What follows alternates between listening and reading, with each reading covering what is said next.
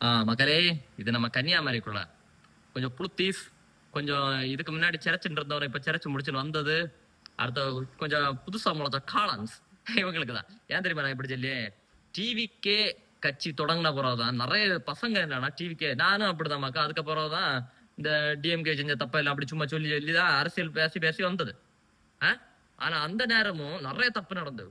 கற்பழிப்பு, சின்ன குழந்தைகளெல்லாம் கற்பழிப்பு நடந்தது. அப்ப அதெல்லாம் நானும் பேசினேன். டிவிக்கு உள்ளவங்க நிறைய பேர் பேசிச்சணும். ஆனா நிறைய பேர் பேசாம இருந்தணும். கன்னியாகுமரிக்குள்ளே நிறைய பேர் பேசாம இருந்தணும். கடைசியில டிவிக்கு ஆட்சிக்கு வந்த பிறகு இப்ப நடக்கிறதெல்லாம் பேசணும். இப்ப நடக்கிறதெல்லாம் பேசணும். கேட்டா அதுக்கு நிறைய ரீசனும் சொல்லணும். இப்ப நடக்க கொலை கொள்ள கற்பழிப்பை பற்றி பேசணும், அவங்களுக்கு நியாயம் வேணும்னு.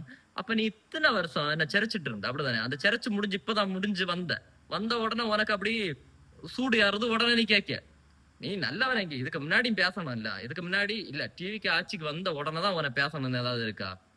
அதுல இவனும் எப்படி தெரியுமா, இவனுட்ட தேவை இருக்கும் தெரியுமா, அவனோட பிடிச்சி நல்லா தாங்குவானோ, நல்லா தாங்குவான். அவனோட எதுவுமே சொல்ல மாட்டானா. நான் என்ன தெரியுமா சொல்லியே, நீ ஒரு கப்பு டெய்லியும் காலத்தா நேரம் அவன் அங்க போய் அவன் டெய்லியும் காலத்தா வெளியில போறத நீ அப்படியே வேன்கி கொண்டு வந்து வீட்டுல வந்து மடக்குன்னு குடி. ஏன்னா புதுசா முளைச்ச காளானுக்கு தண்ணி தேவைப்படும். சரியா? கன்னியாகுமரிக்குள்ள கொஞ்சம் அப்படி கிடைக்கும் நமக்கா.